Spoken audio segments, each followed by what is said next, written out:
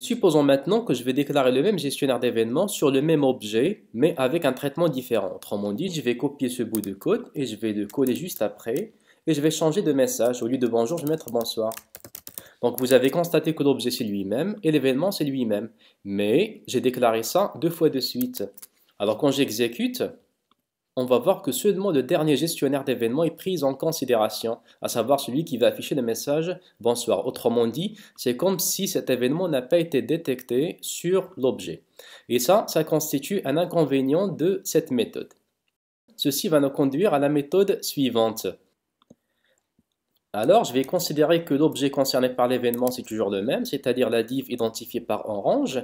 Mais cette fois-ci, au lieu de mettre directement l'événement onClick, je vais faire appel à la méthode addEventListener. La méthode addEventListener permet tout simplement d'instaurer un gestionnaire d'événements sur l'objet courant, à savoir dans ce cas la balise identifiée par orange.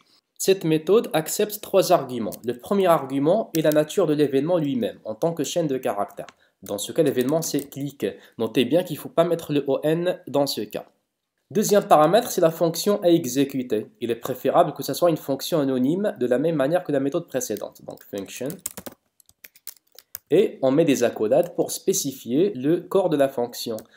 Et le troisième argument qui est un booléen, qui est par défaut false. Ensuite, je vais revenir sur cet argument pour comprendre à quoi ça sert.